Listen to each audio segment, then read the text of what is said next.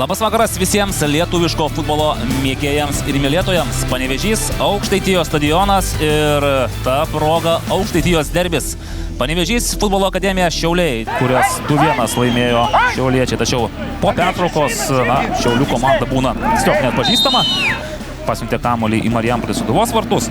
O čia, prašau, jeigu nėra nuošalės, jeigu nekyla į viršų asistento vėliavėlė, o ji nekyla, sveikiname. Davis Ikaunieks. Davis Ikaunieks atidaro šių rungtynių įvarčių sąskaitą ir išveda Šiaulių ekipą į priekį. Na, labai paprasta situacija. Regis pametė panevėžiečiai Markas Beneta gynybos centre. Markas Beneta. Šį sezoną nelabai sėkmingai ir Markui Benetui dėliojasi. Na, o čia Domantas Vaičekauskas neišnaudoja puikios progos. Ir tą, kad panevėžiečiams galima sakyti, tas taškas buvo brangesnis. Pažiūrėkime dabar, Pavle Radunovičius ir Lukas Paukštė. Dabar tik tai reikia iš tos situacijos garbingai išeiti. Nepavyksta.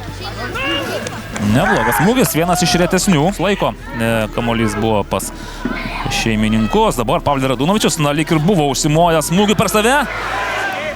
Įvarčio į Marijampolės Sūduvą autorius. Čia galėjo būti ir pražangėlė, taip tempė jį už marškinių. Pavle Radunovičius, opa! Ir virš skersinio skrieja kamuolys. Čia ir Lukasas Devega, dar vienas geras perdavimas, tai Rolandas Baravykas, regis, šiek tiek pametė kompasą. Na ir vėl geras perdavimas Šeichų Diengas ir įvartis. 1-1. Nustebo Aukštaitijos stadione rungtynės stebintys žiūrovai.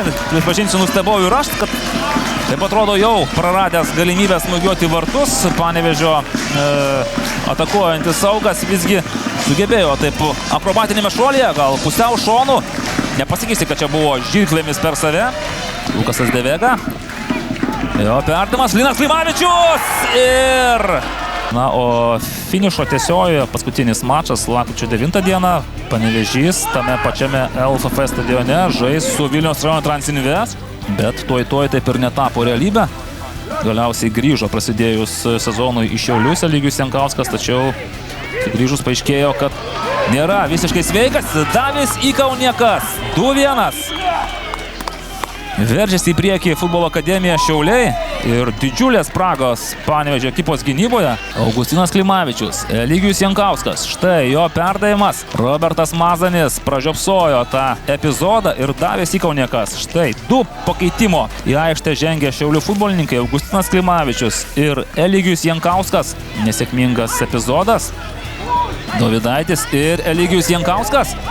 Spragos Panevėžio gynyboje, tai bando savo sėkmę ir Eligijus Jankauskas baudžia Vytautą Černiauską ir deda efektingą tašką šiose rungtynėse. O to pačiu galbūt šiek tiek tildo ir skeptikus bei kritikus. Taip, labai nesėkmingas šis sezonas Eligijui Jankauskui, tačiau štai yra meistro potėpis. Paskutinis štrichas, labai gerai įvertino situaciją, pamatė, kad palikęs vartus yra Vytautas Černiauskas. Tiek šiandien kalbų, tiek šiandien futbolo. Paskutinės Top Sporto lygos 34 turo rungtynės. Panevėžys 1, futbolo akademija Šiauliai 3.